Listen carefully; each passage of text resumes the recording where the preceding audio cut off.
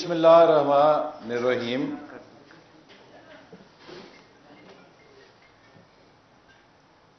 आप सबको मालूम है कि पिछले चंद रोज़ से पीटीआई हुकूमत ने एक पीआर कैंपेन शुरू की है, जिसके लिए 5 अरब रुपए का बजट वक्फ किया गया है इतलात के मुताबिक, और पाकिस्तानी कौम के खून पसीनों का पैसा एक झूठी मुहिम के ऊपर खर्च करके लोगों में ये तासुर फैलाने की कोशिश की जा रही है कि जैसा कि पाकिस्तान की मईशत एक जन्नत की मईशत बन गई है, जबकि पीटीआई ने पाकिस्तान की मईशत को अवाम के लिए पिछले 3 सालों में जहन्नम की मईशत बना दिया है। महंगाई, बेरोजगारी और गुर्बत का इतना जोर है कि जिससे आम आदमी, मुतवस्सत तबका, लोअर मिडिल क्लास और गरीब लोग वो अपने बच्चों को 2 वक्त की रोटी खिलाने से आजिज हैं। और इस पर वजीर आज़म और उनके वज़रा नहायत ढिठाई के साथ जब टीवी पर और टॉक शोज में आके लोगों को ये खबर सुनाते हैं कि मईशत को 4 चांद लग रहे हैं, तो ये अवाम के जख्मों पे नमक छिड़कने की मुतरादिफ है। वज़ीर आज़म साहब ने आज भाषण दिया है। वज़ीर आज़म साहब 2 काम जानते हैं, एक वो दर्स दे सकते हैं, लेक्चर दे सकते हैं, और दूसरा वो सदके, खैरात और चंदे इकट्ठे करते हैं, जिसमें उनका कोई सानी नहीं, चूंकि पिछले 25-30 साल से उन्होंने यही काम जिंदगी में सीखा है। अब कौम को वो भाषण दिया है उन्होंने कि पाकिस्तान इसलिए पीछे रह गया कि हमारे यहां तवीलुल मियाद मनसूबा बंदी का फुकदान था और बांग्लादेश और भारत भी हमसे आगे निकल गया है। मैं इमरान नियाजी साहब को बताना चाहता हूं कि विजन 2025 मुस्लिम लीग नून की हुकूमत ने लॉन्ग टर्म मंसूबा बनाया था और उस पर अमल करके दिखाया था। इसी तरह 11वां 5 साला मंसूबा 2013 से 2018 तक, उस पर हमने कामयाबी से अमल करके दिखाया, और पाकिस्तान की तारीख का पहला 5 साला मंसूबा था 11वां 5 साला मंसूबा, जिसने अपने टारगेट्स को एक्सीड किया, अपने हदफ से ज्यादा तरक्याती वसाइल खर्च करके दिखाए। 11वें 5 साला मंसूबे में 3000 अरब रुपए का तरक्याती हदफ रखा गया था, और अल्हम्दुलिल्लाह हमने 3200 अरब रुपए डेवलपमेंट में खर्च करके पाकिस्तान के अंदर जदीद infrastructure, physical as well as human resource का इंफ्रास्ट्रक्चर, उसकी तामीर करके दिखाया। और जब हमारी हुकूमत खत्म हो रही थी तो हमने 2018 से 2023 के लिए 12वें 5 साला मंसूबे का पूरा फ्रेमवर्क तैयार करके छोड़ा, ताकि जो भी हुकूमत आगे आएगी वो उसमें अपनी तरजीहात के मुताबिक थोड़ा बहुत रद्दो बदल करके 3 महीने के अंदर उसे लागू कर सके और पाकिस्तान उसके ऊपर अमल पैरा हो सके। 3 साल हो गए हैं, ये उस 12वें 5 साला मंसूबे को मुकम्मल नहीं कर सके, और इमरान खान साहब में गट्स हैं कि वो खड़े होकर हमें ये दर्स दे रहे हैं कि पाकिस्तान में कोई तवीलुल मियाद मंसूबा नहीं है। आप तो मीडियम टर्म मंसूबा जो हम आपको तश्तरी पे रख के पेश करके गए थे, उसे नहीं मुकम्मल कर सके या उसे लागू नहीं कर सके। आपने लॉन्ग टर्म प्लानिंग क्या करनी है? ये वो विजन 2025 था जिसके बारे में दुनिया के रहनुमाओं ने और बेहतरीन इकोनॉमिस्ट ने उसे पाकिस्तान की तरक्की के लिए बेहतरीन मंसूबा करार दिया था। और जब हमने शुरू किया 2014 में, और हमने ये हदफ रखा कि 2025 तक پاکستان ٹاپ 25 دنیا کی معیشتوں میں آئے گا تو کئی لوگ ہنستے تھے، لیکن الحمدللہ ہم نے جس دل جمی کے ساتھ اپنے لیڈر نواز شریف صاحب کی لیڈرشپ میں اس پر کام کیا، تو پرائس واٹر ہاؤس کوپر جیسے بین الاقوامی ادارے بھی یہ کہنے پر مجبور ہو گئے 2017 تک کہ پاکستان 2030 تک پہلی 20 معیشتوں میں شامل ہو جائے گا، گویا کہ G20 کنٹریز میں آ جائے گا۔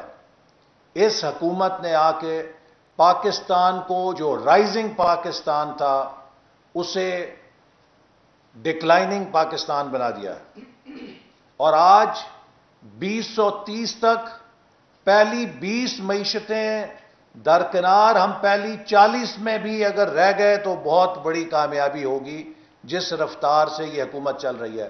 تو عمران صاحب، پاکستان میں لانگ ٹرم منصوبہ بندی ہمیشہ مسلم لیگ نون نے کی ہے، چاہے وہ 98 میں ویژن 2010 تھا، چاہے وہ 2014 میں ویژن 2025 تھا۔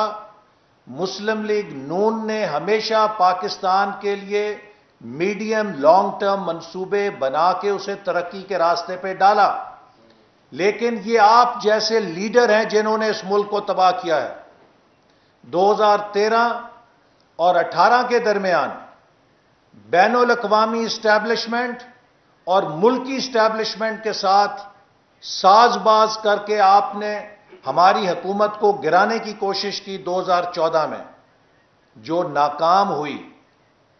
آپ نے بار بار دھرنے دیے، لیکن بالآخر آپ نے پاناما کے نام پہ جو ڈرامہ کیا اس سے پاکستان میں سیاسی بے یقینی اور بحران پیدا کرنے میں کامیاب ہو گئے، جو آپ کو فورن فنڈنگ کے ذریعے آپ کے ڈونرز نے ٹاسکنگ کی تھی۔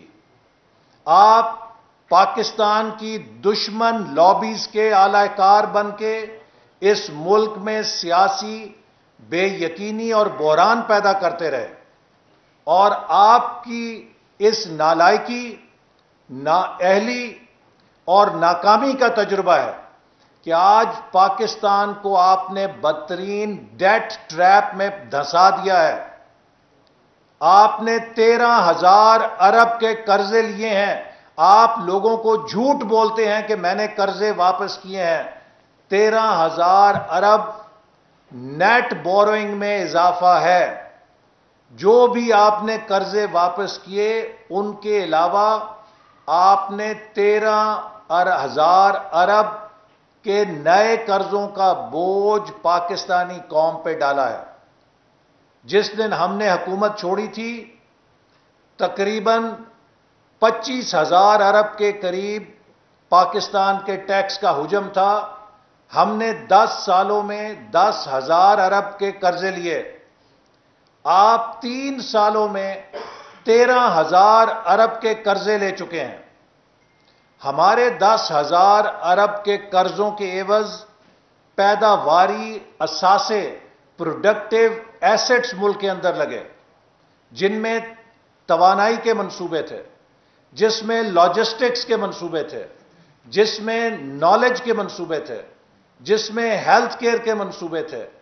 ہمارے قرضوں کے عوض جو منصوبے لگے وہ پاکستان کی پیداواری صلاحیت میں اضافے کا موجب بنے۔ آپ نے 13,000 ارب غیر پیداواری قرضے لے کر، ڈیڈ لونز لے کر، خسارہ پورا کرنے کے لیے اپنی ناکامی، اپنی نااہلی، چونکہ آپ ٹیکس اکٹھا کرنے میں ناکام رہے ہیں، آپ اپنے اخراجات گھٹانے میں ناکام رہے ہیں، تو جو خسارہ ہے وہ ریکارڈ سطح پہ پہنچ گیا ہے۔ 9%، 8% آف جی ڈی پی پہ آپ کا فسکل ڈیفیسٹ ہے۔ اس کو پورا کرنے کے لیے آپ دونوں ہاتھوں سے قرضے لیے جا رہے ہیں، اور جس دن آپ رخصت ہوں گے یہ قرضوں کا بوجھ آنے والی حکومت کے لیے پھانسی کا پھندا ہوگا۔ حکومت کے لیے نہیں پھندا ہوگا، پوری قوم کے لیے پھندا ہوگا۔ تو آپ لوگوں کو اپنے بھاشنوں سے دھوکہ نہیں دے سکتے۔ آپ جو بڑے مفکر بن کے کبھی معیشت پہ لیکچر دیتے ہیں، کبھی خارجہ پالیسی پہ لیکچر دیتے ہیں، کبھی مغرب کی ہمیں اصلیت بتاتے ہیں، کبھی آپ بھارت کی ہندوتوا پالیسی کا لیکچر دیتے ہیں، آپ اپنی کارکردگی کا بھی لیکچر دے کے بتائیں کہ مہنگائی پہ کتنا قابو پایا ہے، عام آدمی کے لیے کیا کیا ہے، بجلی اور گیس کتنی سستی کی ہے، 1 کروڑ نوکریاں کہاں گئی ہیں، دوسرے محکموں کے مکان ورکرز ویلفیئر فنڈ سے بننے والے مکان اپنے 50 لاکھ کی اسکیم میں شو کر کے قوم کو دھوکہ کتنی دیر آپ دیتے رہیں گے؟ لہذا آپ کی حکومت نے کوئی معاشی بحالی نہیں کی ہے بلکہ پاکستان کی معاشی بربادی کی ہے، اور اس معاشی بربادی کے 22 کروڑ عوام گواہ ہیں۔ یہی وجہ ہے کہ آپ کو خوشاب میں شکست ہوئی، یہی وجہ آپ کو ڈسکا میں شکست ہوئی، یہی وجہ ہے کہ آپ کو وزیر آباد میں شکست ہوئی، آپ کو نوشہرہ میں شکست ہوئی، اور آپ کو کراچی میں بھی شکست ہوئی، اور آپ کو جہاں بھی الیکشن ہوگا انشاءاللہ تعالی شکست ہوگی، چونکہ 22 کروڑ عوام آپ کی ناکامی، نالائکی اور بربادی کے آئی وٹنس اکاؤنٹس ہیں، جو صبح سے شام تک اپنی زندگی میں دوڑ دھوپ کرتے ہیں لیکن اپنے اخراجات اور اپنی آمدن کو بیلنس نہیں کر پا رہے۔ ان کے لیے جب بجلی کا بل آتا ہے وہ ایک موت کا پروانہ ہوتا ہے، ان کے لیے جب گیس کا بل آتا ہے موت کا پروانہ ہوتا ہے، ان کے گھر میں کوئی بیمار ہو جاتا ہے دوائیاں لینی پڑیں تو وہ موت کا پروانہ بن جاتا ہے۔ آپ کو کیا پتا، آپ تو مافیاز کی آمدنی پہ پلتے ہیں۔ پاکستان کے جتنے مافیاز ہیں وہ سب آپ کے پروں کے نیچے ہیں، چاہے وہ رنگ روڈ کا سکینڈل ہو، چاہے وہ شوگر کا سکینڈل ہو، چاہے وہ آٹے کا سکینڈل ہو، اور اب آپ لاہور کے اندر راول پنڈی رنگ روڈ سے بڑا سکینڈل بنا چکے ہیں۔ والٹن ایئرپورٹ کی زمین جو اربوں روپے کی زمین ہے، عمران خان اپنے دوستوں میں بندر بانٹ کر رہے ہیں تاکہ اس کو کمرشل پراپرٹی کے طور پہ وہ استعمال کر سکیں۔ پاکستان کے چپے چپے پر آپ سرکاری اثاثوں کو اپنے دوستوں میں تقسیم کر رہے ہیں، اور یہ کرپشن پاکستان کے مستقبل سے آپ کھیل رہے ہیں، چونکہ یہ وہ ایسٹس ہیں کہ جن کی اگر شفاف طریقے سے ٹرانزیکشنز نہیں ہوں گی تو ان کا نقصان براہ راست پاکستان کو پہنچے گا۔ اسی طرح میں ابھی سی پیک اتھارٹی کے چیئرمین کی تقریر سن رہا تھا گوادر میں۔ سی پیک اتھارٹی بھی پاکستان کے عوام کے ساتھ ایک دھوکہ ہے اور پاکستان کے خزانے پہ ایک بوجھ ہے۔ ہم نے سی پیک اتھارٹی کے بغیر 4 سالوں میں 29 ارب ڈالر کی سرمایہ کاری کو ریلائز کیا۔ میں دعوے سے کہتا ہوں یہ حکومت ثابت کرے کوئی 3 سالوں میں ایک نیا منصوبہ شروع کر چکی ہو۔ ابھی سی پیک اتھارٹی کے چیئرمین جو منصوبے گنا رہے تھے، ایسٹ بے express way, Gwadar airport, Gwadar hospital, Gwadar میں ٹیکنیکل انسٹیٹیوٹ، وہاں پہ پاور کا پروجیکٹ، وہاں پہ ساؤتھ بلوچستان کے جتنے سڑکوں کے منصوبے ہیں جن کا وہ نام لے رہے تھے، یہ سب وہ منصوبے ہیں جو مسلم لیگ نون کے دور میں شروع ہوئے، ان کو بجٹ میں شامل کیا گیا، ان پہ کام کا آغاز کیا گیا۔ آج بھی آپ مسلم لیگ نون کے دور کے سی پیک کے منصوبوں پر اپنی کارگزاری گنا رہے ہیں۔ آپ مجھے ایک نیا منصوبہ بتائیں جو آپ نے جے سی سی سے 3 سالوں میں منظور کرایا ہو۔ آپ نے 9 صنعتی زونز کا بیڑا غرق کر دیا ہے۔ یہ 9 صنعتی زون 2020 میں تیار ہونے تھے، کیوں نہیں تیار؟ ان کے اندر لاکھوں کا روزگار پاکستان کے نوجوانوں کو ملنا تھا، کیوں نہیں مل سکا؟ ان 9 صنعتی زونز میں اربوں ڈالر کی چین سے پرائیویٹ انویسٹمنٹ ریلوکیٹ ہونی تھی، کیوں نہیں ہو سکی؟ اس لیے کہ آپ کے زبان پہ سی پیک کا نام ہے، لیکن اندر سے آپ سی پیک کی جڑیں کاٹ رہے ہیں۔ آپ کو حکومت میں لایا ہی اس لیے گیا تھا کہ سی پیک منصوبے کو سیبوٹاج کیا جائے، کیونکہ آپ جن لوگوں کے ایجنٹ ہیں، جن لوگوں نے آپ کی فورن فنڈنگ کی ہے، وہ نہیں چاہتے تھے کہ پاکستان سی پیک کے راستے پہ فراٹے بھرتا ہوا چلے۔ ان کا مشن یہ تھا کہ سی پیک کے منصوبے کو کریش لینڈنگ کرائی جائے، اور آپ نے بخوشی وہ کریش لینڈنگ کرا دی ہے۔ میں آپ کو چیلنج کرتا ہوں کہ ہم نے سی پیک کے اوپر بغیر کسی پروٹیکشن کے، آپ تو سی پیک اتھارٹی سے کہتے ہیں نیب ہاتھ نہیں لگا سکتا، ہم چیلنج کرتے ہیں کہ سی پیک منصوبوں میں بے قاعدگی بتائیں، ہم چیلنج کرتے ہیں کہ آپ ہمیں 3,200 ارب روپے کے ہم نے فنڈز ریلیز کیے تھے، 32 پیسے کی بتائیں کرپشن یا مالی فائدہ ہم نے اس میں اٹھایا ہو۔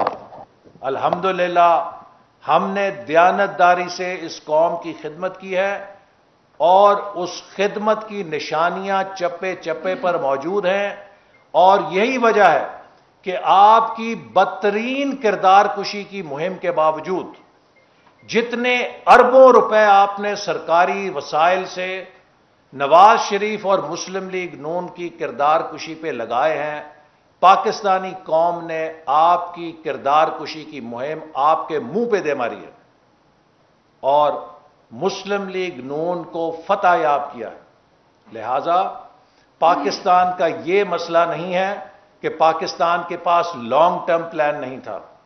پاکستان کا اصل مسئلہ یہ ہے کہ پاکستان کے لانگ ٹرم پلان پر عمل کرنے نہیں دیا جاتا، سازشیں کر کے حکومتوں کو تبدیل کر دیا جاتا ہے، الیکشن چرا لیے جاتے ہیں۔ پاکستان کا اصل مسئلہ آئین کے مطابق پاکستان کی ریاست کا نہ چلنا ہے۔ جب تک یہ بنیادی مسئلہ فکس نہیں ہوگا، پاکستان کارکردگی کے میدان میں افریقہ سے بھی پیچھے رہ جائے گا۔ اسی لیے مسلم لیگ نون کی جد و جہد کا مرکزی نقطہ یہ ہے کہ 70 سال ضائع ہو گئے ہیں، اگلے 70 سال ضائع نہیں ہونے دینے۔ اب پاکستان کو آئین کی بنیاد پہ چلانا ہے، اسی میں بھلا ہے فوج کا، اسی میں بھلا ہے عدلیہ کا، اسی میں بھلا ہے پارلیمنٹ کا، اسی میں بھلا ہے 22 کروڑ عوام کا۔ یہ ملک اگر آئین کے مطابق چلے گا تو سیاسی استحکام ہوگا، سیاسی استحکام ہوگا تو معیشت مضبوط ہوگی، معیشت مضبوط ہوگی تو دفاع بھی ناقابل تسخیر ہوگا۔ لیکن اگر عمران خان جیسے نالائق اور نااہل حکمرانوں کو الیکشن چرا کے مسلط کیا جائے گا تو پھر اس ملک کی سیاست بھی عدم استحکام کا شکار رہے گی، اور اس سے اس ملک کی معیشت بھی گرداب میں پھنسی رہے گی، اور اگر سیاست اور معیشت گرداب میں ہوں گے تو پوری دنیا کا اسلحہ اکٹھا کر لیں، پاکستان کے دفاع کو اسلحے سے نہیں لڑا جا سکتا۔ پاکستان کا دفاع مضبوط ہوگا اگر اس کے پشت کے اوپر آئین کی حکمرانی کا نظام ہوگا، اگر اس کی پشت کے اوپر مضبوط معیشت ہوگی، اور معیشت تب بنے گی جب اس کو چلانے والے اہل اور دیانتدار لوگ ہوں گے، نا تجربہ کار اناڑی جو ہر روز اپنے وزیر بدلیں۔ آپ دیکھیے دنیا میں کوئی مثال ہے کہ بجٹ سے 1.5 مہینہ پہلے وزیر خزانہ بدل دیا، بجٹ سے 3 ہفتے پہلے سیکٹری خزانہ بدل دیا۔ اس سے بڑی غیر سنجیدگی کی کیا مثالیں ہو سکتی ہیں؟ پاکستان کو، اس کے انتظامی ڈھانچے کو ایک اناڑی حکمران نے اپنی تجربے گاہ بنایا ہوا ہے۔ جیسے ایک بچہ کھلونا چلا نہیں سکتا تو اس کو اٹھا کے پٹک کے دیوار پہ پھینکتا ہے اور ایک نیا کھلونا پکڑ لیتا ہے، اسی طرح عمران خان سے حکومت چلتی نہیں ہے۔ یہ ایک ایک کر کے وزیروں اور افسروں کو پٹک پٹک کے دیوار پہ پھینکتا ہے، پھر کوئی نہیں آ جاتا ہے۔ نقص نہ اس مشین کا ہے، نقص نہ اس گاڑی کا ہے، نقص ڈرائیور کا ہے۔ کنڈکٹر نکالنے سے یا بدلنے سے گاڑی نہیں چلتی اگر اس کا ڈرائیور اناڑی ہو، گاڑی چلے گی جب ڈرائیور تبدیل کیا جائے گا۔ اور یہی وہ مرکزی نقطہ ہے جس کو پی ڈی ایم اور مسلم لیگ نون لے کر جدوجہد کر رہے ہیں کہ ہمیں اس ڈرائیور کو نکالنا ہے، نئے الیکشن کرانے ہیں تاکہ پاکستان کے مستقبل کو محفوظ کیا جا سکے۔ اور آخر بھی بات، میں حکومت کی طرف سے آزاد کشمیر کے الیکشن کو ملتوی کرنے کی تجویز کی شدید مذمت کرتا ہوں۔ عمران خان کو وہاں پر امیدوار نہیں مل رہے۔ آپ نے دیکھا ہے کہ جو انہوں نے کینڈیڈیٹس کی فہرستیں جاری کی ہیں اس میں تقریباً آدھے پینڈنگ ہیں، چونکہ وہاں پہ امیدوار ہی نہیں ہے ان کے پاس۔ تو یہ چاہتے ہیں کہ وقت لے کے فلور کراسنگ کرائی جائے، وہاں پہ لوگوں کی وفاداریاں تبدیل کرائی جائیں، توڑ پھوڑ کی جائے اور اپنے امیدوار پورے کیے جائیں۔ ابھی تک پی ٹی آئی کو آزاد کشمیر میں پورے امیدوار نہیں مل رہے۔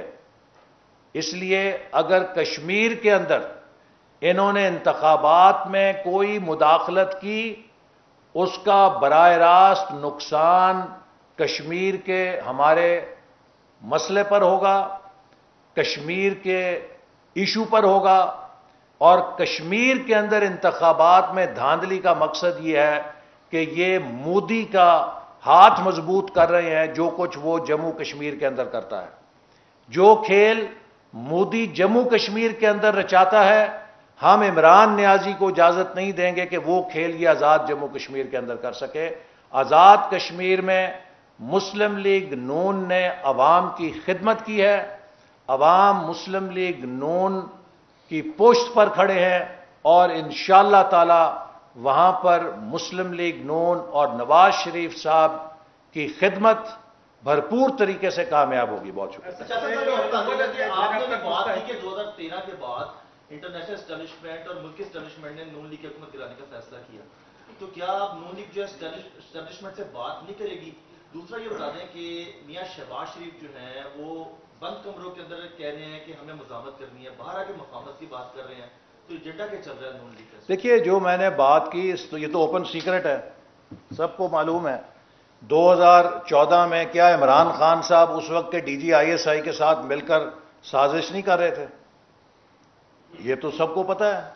کیا اس وقت یہ بیرونی ممالک سے مل کر چین کے صدر کا بیرونی حلقوں سے، ممالک نہیں بلکہ بیرونی لابیز کے ساتھ مل کر، جو چین کی مخالف لابیز ہیں، انہوں نے چین کے صدر کا پاکستان کا دورہ ملتوی نہیں کرایا؟ کیا یہ ملک کے اندر مسلسل سی پیک کے خلاف بیانات نہیں دیتے رہے؟ کیا یہ سی پیک کو مسلسل متنازع نہیں بناتے رہے ایز اپوزیشن لیڈر؟ تو یہ جو بین الاقوامی سطح پہ چین مخالف لابیز ہیں اور پاکستان کے اندر اس وقت کی جو اسٹیبلشمنٹ تھی اس کے ساتھ مل کر منتخب حکومت کے خلاف سازش کر رہے تھے۔ اور ہماری سب سے بڑی غلطی کیا تھی؟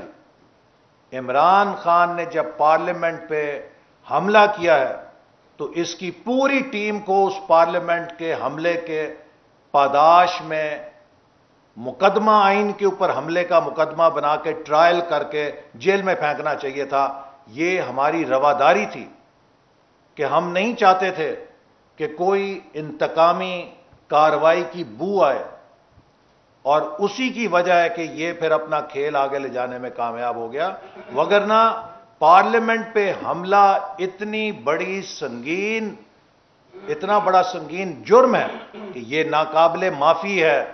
پارلیمنٹ جو ہے وہ 22 کروڑ عوام کی ایک مقدس ادارہ ہے، آئین کا مقدس ادارہ ہے۔ اس پہ حملہ کرنے کا مطلب ہے کہ آپ آئین پہ حملہ کر رہے ہیں۔ عمران خان پہ آرٹیکل 6 کے تحت مقدمہ چلنا چاہیے تھا، یہ ہماری غلطی ہے، اور وہ غلطی ہم نے صرف وسیع القلبی پر کی کہ کوئی ہمیں سیاسی انتقام کا الزام نہ لگا۔ شہباز صاحب کو بتا دیجیے گا کہ اندر مزاحمت کی بات کر رہے ہیں، باہر مفاہمت کی بات کر رہے ہیں۔ دیکھیے، مسلم لیگ نون کی آئین کی حکمرانی کے ساتھ مفاہمت ہے اور آئین شکنی کی ہر شکل کی مزاحمت ہے. جہاں پر آئین کے آگے سر تسلیم خم ہوگا تو وہاں پر ہم حلقہ 11 میں بریشم کی طرح نرم، اور جہاں پر آئین شکنی کی روایت ہوگی تو کیا وہ مارکا حق و باطل ہو تو فولاد ہے مومن، تو ہم فولاد کی طرح وہاں پہ سخت ہیں، اور جہاں پہ آئین کا احترام ہوگا وہاں ہم ریشم کی طرح نرم. احسان صاحب، آپ جیسے ذمہ دار سیاستدان نے بہت بڑی بات کی ہے کہ اس وقت عمران خان نے چین مخالف قوتوں کے خلاف مل کر سازش کی تھی تاکہ چین کے صدر کا جو دورہ پاکستان ہے اس کو ملتوی کیا جا سکے. وہ کون سے ممالک ہیں؟ کیا امریکہ اس میں شامل ہے؟ اور کون سے میں نے کہا ہے کہ بین الاقوامی لابیز کے ساتھ مل کے، اور یہ وہ بین الاقوامی لابیز ہیں جو چین کے خلاف ہیں. میں نے ملکوں کا نہیں کہا، لابیز کا کہا، تو یہ ذرا تصحیح کر لیں. جیسے یہ بتائے گا، ایک تو حکومت جو ہے نا وہ ہمیں مستحکم نہیں دکھائی دی، 3 سال سے پینڈولم ہلتا رہا. اپوزیشن بھی ان کی صفوں میں بھی ہمیں اس طرح اتحاد نظر نہیں آیا جس طرح آنا چاہیے تھا. یہ بتائے گا کہ آپ بجٹ سے پہلے اپوزیشن اپنا یا مسلم لیگ کچن بجٹ کیا پیش کر رہی ہے؟ آپ کے خیال میں کیا منصوبہ ہونا چاہیے کچن؟ دیکھیے، پاکستان کا سب سے بڑا جو مسئلہ ہے، عمران خان نے پاکستان پر انویسٹرز کا ٹرسٹ ختم کر دیا ہے. جو عمران خان کی پالیسیز ہیں انہوں نے بزنس سینٹیمنٹ تباہ کر دیا ہے، انہوں نے ملک کے اندر فیصلہ سازی کو تباہ کر دیا ہے. آج کسی دفتر میں کوئی افسر 10 روپے کا فیصلے کی فائل پر دستخط کرنے کے لیے تیار نہیں ہے. آج پاکستان کے اندر کوئی سرمایہ کار پیسہ لگانے کے لیے تیار نہیں ہے کہ اس کو پتہ نہیں کون گردن دبوچ لے گا. پاکستان سے پیسہ باہر بھاگ رہا ہے، اور پیسے سے زیادہ پچھلے 2 سالوں میں پاکستان سے ٹیلنٹ باہر بھاگ رہا ہے. جو برین ڈرین ہو رہا ہے یہ ایک بہت بڑا خطرہ ہے ہمارے لیے.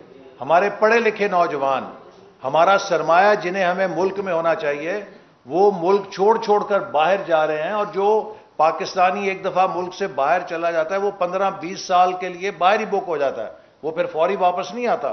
تو یہ حکومت نے پاکستان کے اعتماد کو مجروح کیا ہے، پاکستانی نیشن کے پرائیڈ کو مجروح کیا ہے، پاکستانی قوم کے سیلف امیج کو مجروح کیا ہے. جو وزیر اعظم یہ کہتا ہو کہ میں ایک فرشتہ ہوں باقی سب چور اور ڈاکو ہیں، تو وہ ایک خبتی شخص ہے، اس کو اپنا معائنہ کسی نفسیاتی ڈاکٹر سے کرانا چاہیے. پی ڈی ایم کے حوالے سے بتائیے گا کہ جو اتنی بڑی موومنٹ چلی 6 ماہ کے قریب چلی، اور اس میں اتنی ساری پاکستان کی سیاسی بڑی جماعتیں وہ شامل تھیں، اب کیا صرف پیپلز پارٹی کے نکلنے سے پی ڈی ایم ختم ہو گئی، یا آنے والے دنوں میں تو پی ڈی ایم؟ دیکھیے ہمیں کہتے ہیں کہ پی ڈی ایم اپنے اہداف سے ہٹ چکی ہے. دیکھیے، پی ڈی ایم کا پہلے دن سے ایک ہی ہدف تھا، ملک میں آئین کی حکمرانی اور جمہوری کانٹریکٹ، اور آج بھی ہم اس کے اوپر قائم ہیں. ہمیں پی ڈی ایم سے پیپلز پارٹی اور اے این پی کے نکلنے کا ضرور دکھ ہے، لیکن پیپلز پارٹی کے نکلنے سے پی ڈی ایم کمزور نہیں ہوئی، زیادہ مضبوط ہوئی ہے، چونکہ باقی 8 جماعتوں میں مکمل ہم آہنگی ہے اور مکمل ان کی سوچ ایک دوسرے کے ساتھ ملتی ہے. تو پی ڈی ایم کے اندر زیادہ ہم آہنگی پیدا ہوئی ہے، جس سے وہ اب انشاءاللہ زیادہ مضبوط ہوگی. شاہد حقان عباسی کے استعفے کی بات کی گئی پیپلز پارٹی نے کہ اگر وہ معافی مانگے اور وہ استعفیٰ دے تو پھر ہم ہو سکتا ہے کہ پی ڈی ایم میں واپس آ جائیں. کیا کہیں گے؟ دیکھیے، ہم پیپلز پارٹی کے بیانات کو موضوع بحث نہیں بنانا چاہتے. ہمارا جو اصل ہدف ہے وہ پیپلز پارٹی سے لڑائی نہیں ہے. ہمارا اصل ہدف عمران خان اور ان کا مصنوعی نظام ہے. یہ جو پاکستان پہ ایک ٹیسٹ ٹیوب نظام مسلط کیا گیا ہے، پاکستان کو اس سے نجات دلا کے آئین کا نظام لوٹانا ہے. اسی میں سب کا بھلا ہے.